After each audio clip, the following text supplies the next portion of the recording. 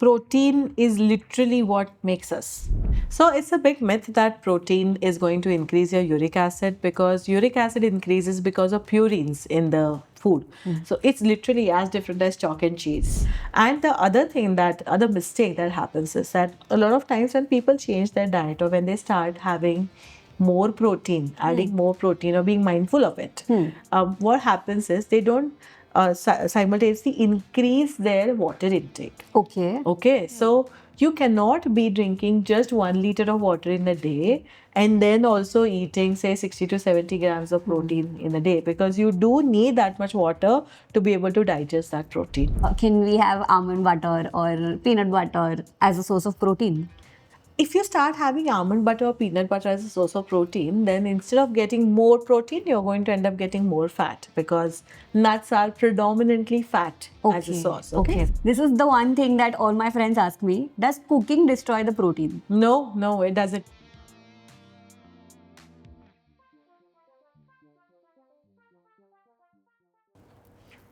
Today, we will be answering all your protein questions on the Ask Amita podcast. So, ma'am, why is protein so important? Protein is literally what makes us. It is in our skin, in our eyes, in whatever, say, in our blood, even in our sweat. Oh, Okay?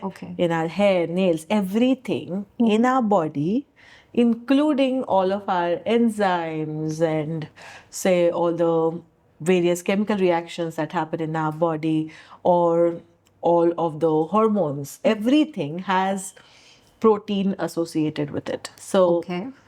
it is literally what makes us. Okay. So if we did not have enough protein, then everything is going to get impacted.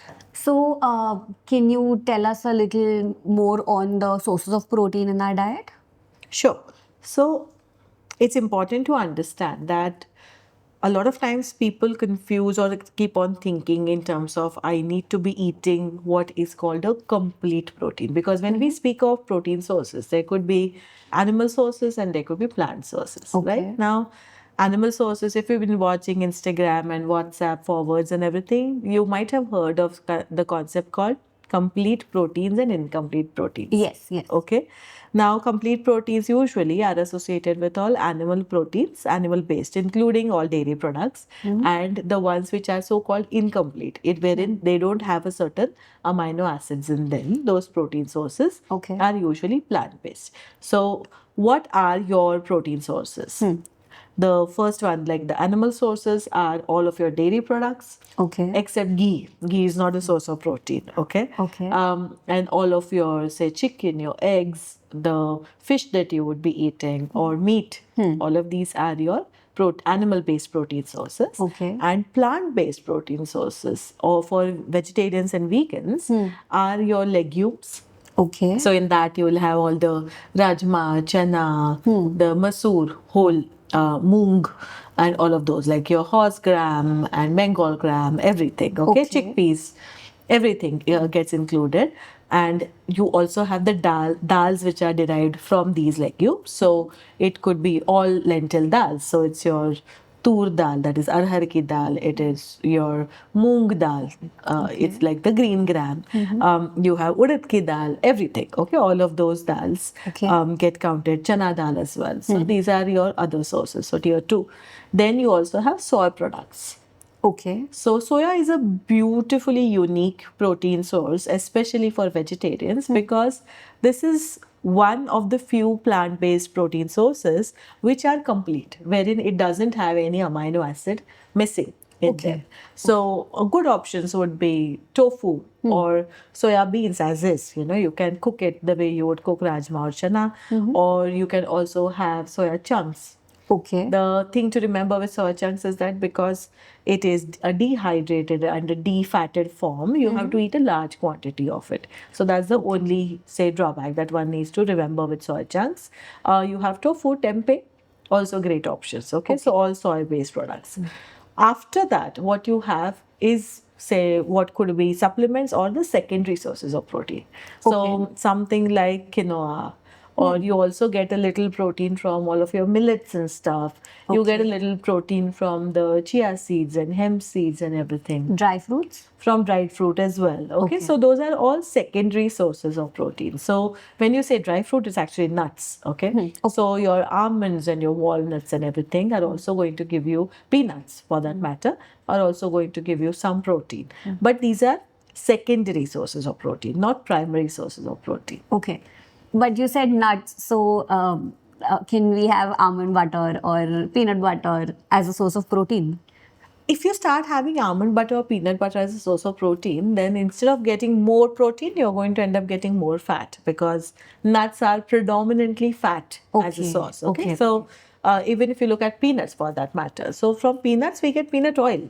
So that's, you have more oil in it, that is more fat in it, as compared to protein. But you do also have some protein in it. So it's not that you need to stop eating them or something, or it's not healthy. It's healthy, but instead of counting that as a primary protein source, peanut butter or almond butter especially, you should be counting it as a secondary source. So for example, if you are having a breakfast of eggs and toast, then with that you can have some almond butter or peanut butter. Okay. But don't start eating like a bowl of peanut butter by itself.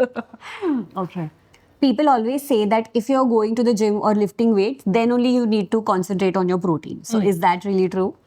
People also say, I eat 2 eggs every day. Yes. I'm having a lot of protein. And so it's important to understand that when we say that you need to be eating enough protein, we are not saying that you need to eat it once a day. Okay. Okay. So to give you a simple question that I always ask people who keep on saying that, oh my God, I have to eat so much protein. Now, first of all, you don't have to eat so much protein. But what you do need to do is that you need to be eating adequate protein distributed across the entire day.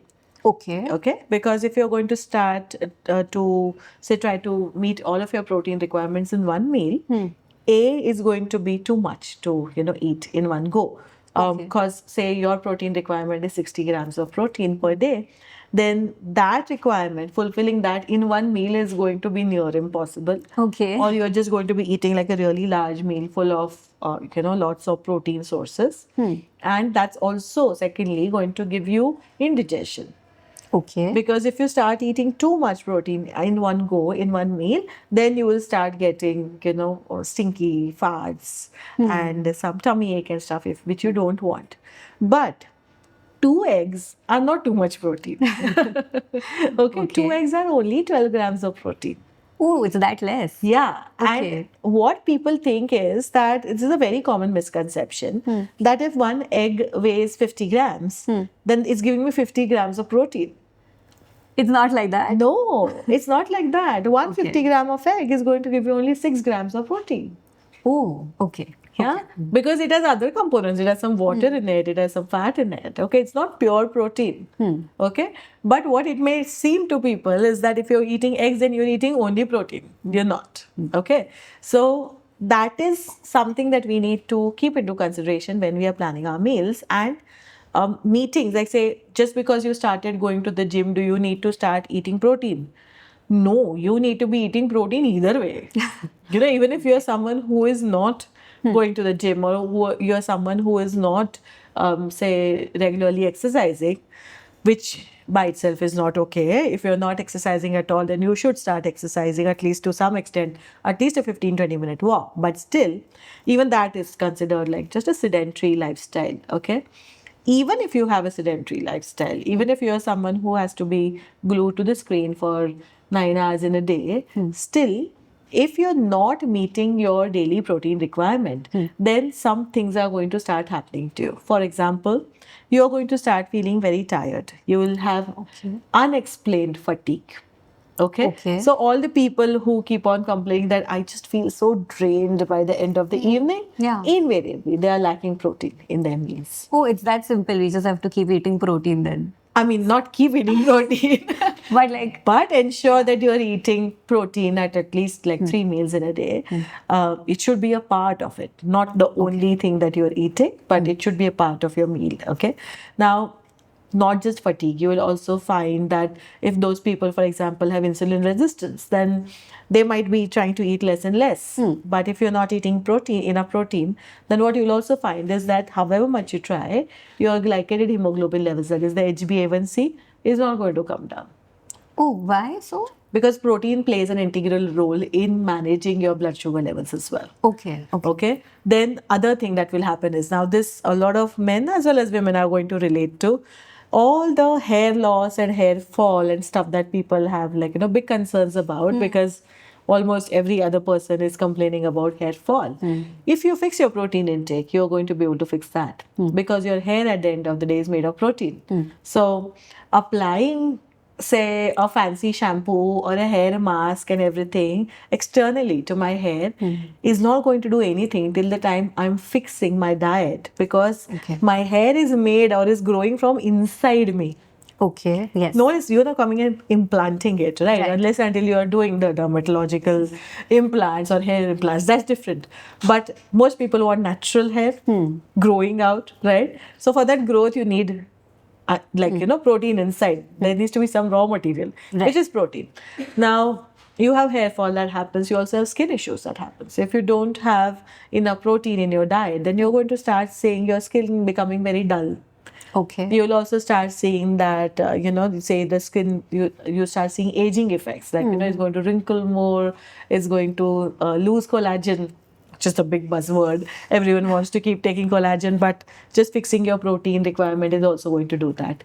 Other bigger concerns, non-cosmetic concerns, but equally important, are that you will start seeing that your bones are becoming weaker.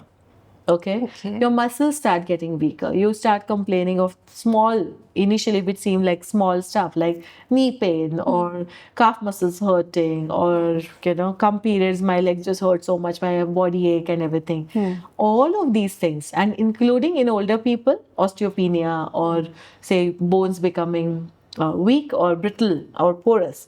All of that happens if you're not eating enough protein. So don't wait to be for that one day when you will decide to go to the gym and then start focusing on your protein intake, but do it every single day. Is there any particular age group that needs to, is there any particular age group that should be ensuring that they have a good protein in their diet? Everyone needs to be having, a proper protein in their diet, but it will actually depend on how much protein you need. Okay. Yes. So I was going to ask that. Please tell us how. So 1 gram per kg body weight is what everyone keeps saying. yes. So how much protein do we? So the standard is 1 gram per kg ideal body weight. If I am underweight, if my weight is less than what is, say, a standard weight considered for my height, then the protein requirement is more, because you want to gain weight, you want to catch up, right? Okay. If your weight is more, say if you are 60 kg overweight, right? So then you should not be eating 120 or 150 grams of protein in a day, because all of that protein is also going to come with extra calories and extra fat and stuff. So you need to be eating 1 gram per kg ideal body weight. Okay. So if my standard ideal weight is somewhere around 60 to 70 kg, then I should be eating around 60 grams of protein per day. Okay. Having said that, we have seen enough data, or there are research which shows that even if you hit around 0.8 to 1.5 gram per kg body weight. Okay. For most adults, you're good. Okay. So you don't have to start worrying about eating more protein than that for most adults, because when I'm saying most adults, most of us are doing light to moderate activity.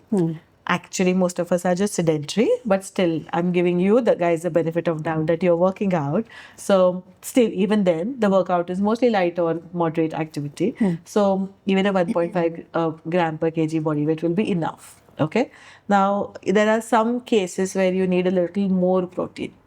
Okay. Which is when you are, say, you're pregnant, when you're lactating, and even later. So when you become older, okay, as you're getting aging. So people who are 60 plus, we recommend that they take somewhere around 1.5 to 1.8 gram per kg body weight, because that is a time when you need to be giving your body enough of strength and power to be able to hold on structurally. Because we start seeing things like osteomalacia and osteopenia happening, like your bones becoming weaker, Okay. your muscles becoming weaker very quickly after as you start aging. So, and especially if you're someone who is not working out and who hasn't been leading a really healthy life, then the effect of aging starts happening much more later, and the big thing, like the first thing that it hits is going to be your muscles and your bones. Okay, so that is when we say that you need to be taking more protein. All right, so but having said that, people often think that, okay, so I have to take 50 grams of protein per day. Cool. 5 eggs? No. No. Okay, no, because 5 eggs is going to give you 30 grams of Yeah. protein, right? So that's still not going to cut it. Plus, 5 eggs are going to come with extra fat From the yolk, you mean? from the yolk. Okay, Yes. okay. So 2 eggs, yes. More eggs you want, add in egg whites.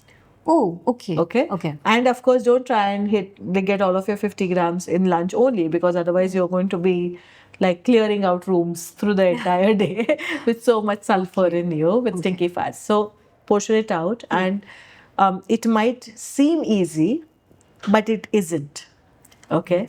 So it needs some effort to be eating or meeting your protein requirements. So can you tell our viewers as to how to balance a simple plate of roti, sabzi, dal, chawal with protein? Sure. So let's look at the three main meals that people normally eat, which is your breakfast, lunch, and dinner.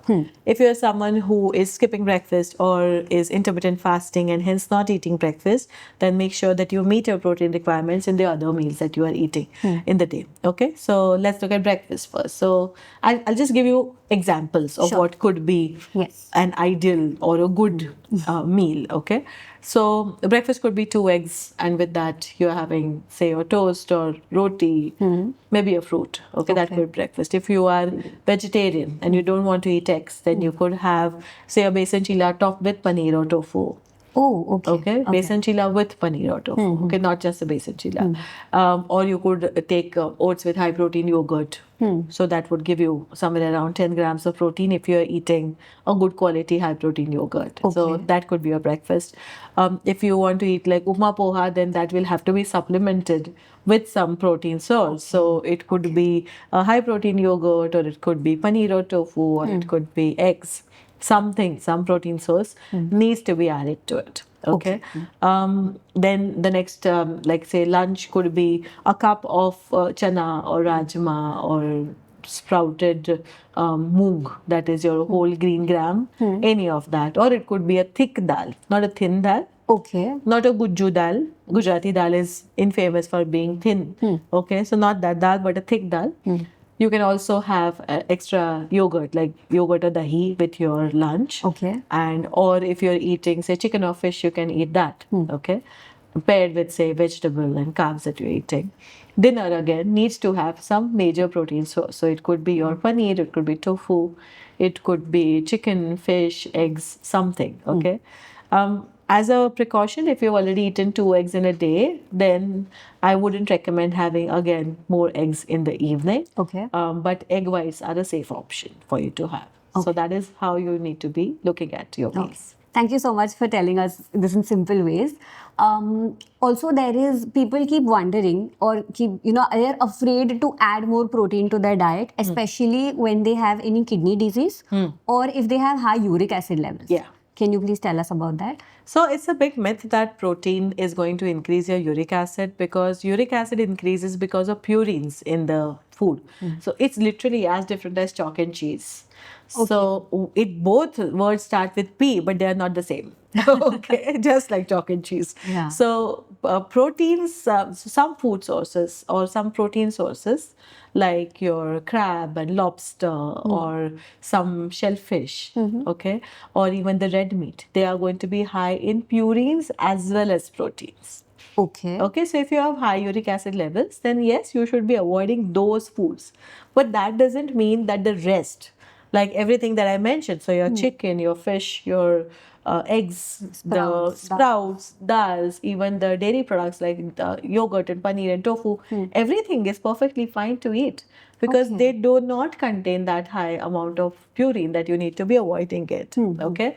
And the other thing that other mistake that happens is that a lot of times when people change their diet or when they start having more protein, adding more protein or being mindful of it, what happens is they don't simultaneously increase their water intake.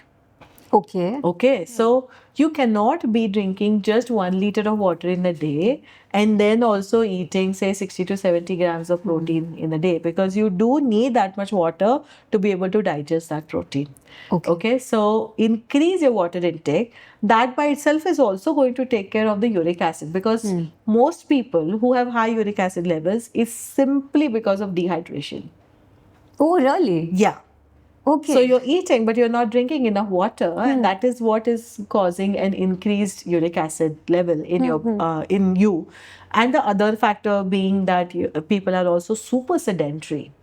So barely people are walking, they're not hitting the gym, and then there's also so much of ultra processed food. So in fact, people who have high uric acid levels, one of the most common mistakes that they make is they stop the proteins that they're eating, but they don't stop drinking fruit juices and, so the colas and sodas that you get, all of those have ingredients in them which are going to increase your uric acid levels. So okay. those are bigger culprits than the poor dal and sprouts that you're eating. What is your favorite protein-rich breakfast?